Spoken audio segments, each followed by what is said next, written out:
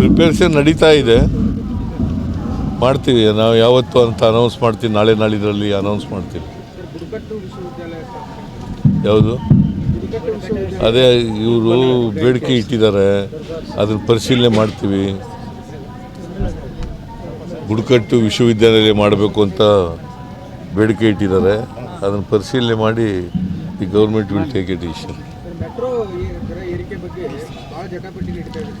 Metro ದರ ನಿಗದಿ ಮಾಡೋರು ಯಾರು? ನಾನು ಚೇರ್ಮನ್ನ. ಚೇರ್ಮನ್ ಯಾರು? ಕೇಂದ್ರ ಸರ್ಕಾರದಿಂದ ನೇಮಕ ಆಗಿರ್ತಕ್ಕಂಥವ್ರು ಚೇರ್ಮನ್ರಾಗಿರ್ತಾರೆ, ಅವರು ಮಾಡೋದು. ಅವರು ಮಾಡ್ತಾರೆ. ಈಗ ಯಾರವನು MP ತೇಜಸ್ವಿ ಸೂರ್ಯ ಅವನು ಬೇಡದಂತ ಹೇಳಿದ್ದಾನೆ, ಗೊತ್ತಿಲ್ಲ ನನಗೆ, ಇನ್ನೂ ನಾವು ಅನೌನ್ಸ್ ಮಾಡಿರಲಿಲ್ಲ.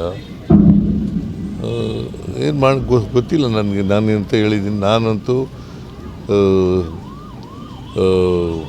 ಬಸ್ ಎಂಥದ್ದು ಮೆಟ್ರೋ ದರ ಏರಿಸಿ ಅಂತ ಹೇಳಿರಲಿಲ್ಲ.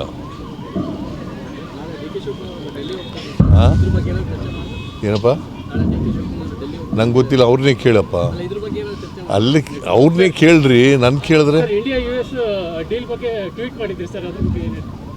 ಟ್ವೀಟ್ ನಮಗೆ ಅನ್ಯಾಯ ಆಗ್ತದೆ, ನಮ್ಮ ರೈತರಿಗೆ ಅನ್ಯಾಯ ಆಗ್ತದೆ ಅಂತಕ್ಕಂಥದ್ದು ನಾನು ಟ್ವೀಟ್ ಮಾಡಿದ್ದೀನಿ. ಈಗ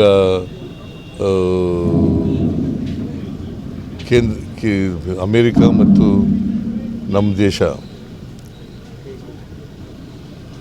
ಮಾಡ್ಕೊಂಡಿದ್ದಾರಲ್ಲ ಅಗ್ರಿಮೆಂಟು, ಅದರಿಂದ ಅನ್ಯಾಯ ಆಗ್ತದೆ ಅಂತ ಹೇಳಿದ್ದೀನಿ ನಾನು. ಈಗ ಅವರು ಒತ್ತಾಯಕ್ಕೆ ಮಣಿದಿದ್ದಾರೆ ಅಷ್ಟೇ, ಅಮೇರಿಕಾದವರು ಒತ್ತಾಯಕ್ಕೆ ಮಣಿದಿದ್ದಾರೆ.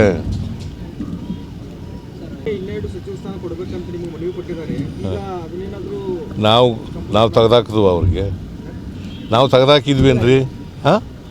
ಕಾರಣಾಂತರದಿಂದ ರಾಜೀನಾಮೆ ಕೊಡಬೇಕಂತ ಪರಿಸ್ಥಿತಿ ಬಂತು. ಮಂತ್ರಿಮಂಡಲ ವಿಸ್ತರಣೆ ಮಾಡುವಾಗ ಮಾಡ್ತೀವಿ.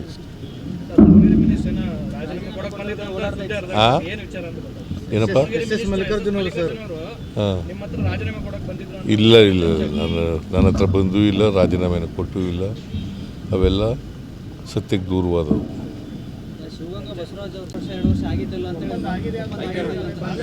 ಅದನ್ನೇ ಪುನಃ ಬಂದು ಇದಕ್ಕೆ ಬರೀ ನೀವು ಅವ್ರನ್ನೇ ಕೇಳ್ರಿ, ನಂಗೆ ಗೊತ್ತಿಲ್ಲ, ನಿನ್ನ ಎದುರಿಗಾಗಿತ್ತಪ್ಪ ಅಂತ ಅವ್ರನ್ನೇ ಕೇಳಿ. ಸುಮ್ಮನೆ ಈಗ ಎಲ್ಲ ಸುತ್ತಿ ಬಳಸಿ ಬಂದು ಇಲ್ಲಿಗೆ ಬರೋದು ನೀವು. ಅವರು ಹೇಳ್ತಾರೆ, ಅವ್ರನ್ನೇ ಕೇಳಪ್ಪ ತಮ್ಮ. ಬೇರೆ ವಿಚಾರ ಇದ್ರೆ ಕೇಳಿ.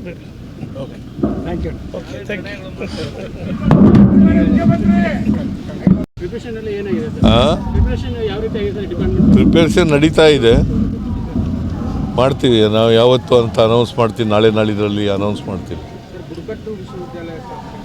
ಯಾವುದು ಅದೇ ಇವರು ಬೇಡಿಕೆ ಇಟ್ಟಿದ್ದಾರೆ, ಅದನ್ನು ಪರಿಶೀಲನೆ ಮಾಡ್ತೀವಿ.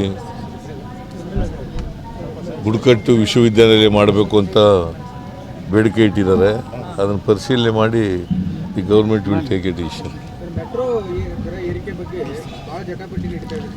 ಮೆಟ್ರೋ ದರ ನಿಗದಿ ಮಾಡೋರು ಯಾರು?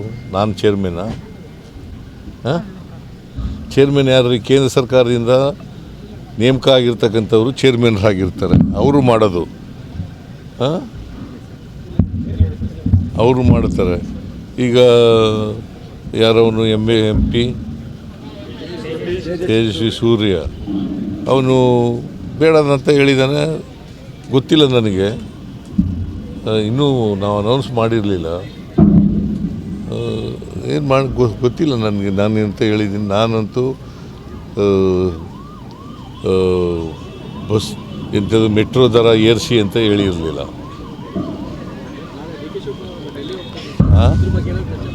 ಏನಪ್ಪ ನಂಗೆ ಗೊತ್ತಿಲ್ಲ, ಅವ್ರನ್ನೇ ಕೇಳಪ್ಪ. ಅಲ್ಲಿ ಅವ್ರನ್ನೇ ಕೇಳ್ರಿ, ನನ್ನ ಕೇಳಿದ್ರೆ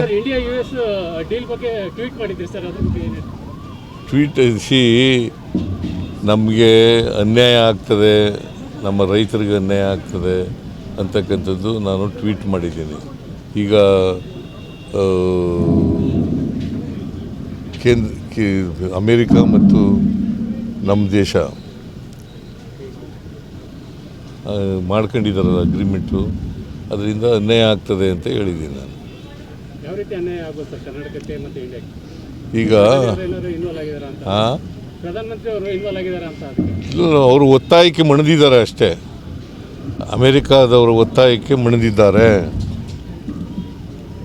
ಇನ್ನೆರಡು ಸಚಿವ ಸ್ಥಾನ ಕೊಡಬೇಕಂತ ನಿಮಗೆ ಮನವಿ ಕೊಟ್ಟಿದ್ದಾರೆ. ಈಗ ಅದನ್ನೇನಾದರೂ ನಾವು ತೆಗೆದಾಕಿದ್ವು ಅವ್ರಿಗೆ, ನಾವು ತೆಗೆದಾಕಿದ್ವೇನ್ರಿ? ಹಾಂ, ಕಾರಣಾಂತರದಿಂದ ರಾಜೀನಾಮೆ ಕೊಡಬೇಕಂತ ಪರಿಸ್ಥಿತಿ ಬಂತು. ಮಂತ್ರಿಮಂಡಲ ವಿಸ್ತರಣೆ ಮಾಡುವಾಗ ಮಾಡ್ತೀವಿ. ಹಾಂ, ಏನಪ್ಪ? ಹಾಂ, ಇಲ್ಲ ನನ್ನ ಹತ್ರ ಬಂದೂ ಇಲ್ಲ, ರಾಜೀನಾಮೆನ ಕೊಟ್ಟೂ ಇಲ್ಲ. ಅವೆಲ್ಲ ಸತ್ಯಕ್ಕೆ ದೂರವಾದವು.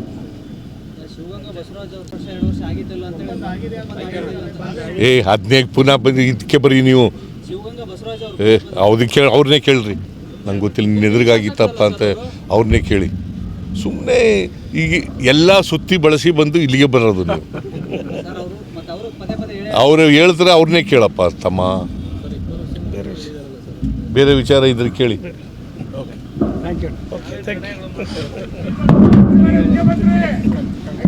ಹೆಚ್ಚಿನ ವಿಡಿಯೋಗಳಿಗೆ ಪ್ರತಿಧ್ವನಿ ಯೂಟ್ಯೂಬ್ ಚಾನೆಲ್ ಸಬ್ಸ್ಕ್ರೈಬ್ ಮಾಡಿ, ಬೆಲ್ ಐಕಾನ್ ಕ್ಲಿಕ್ ಮಾಡಿ.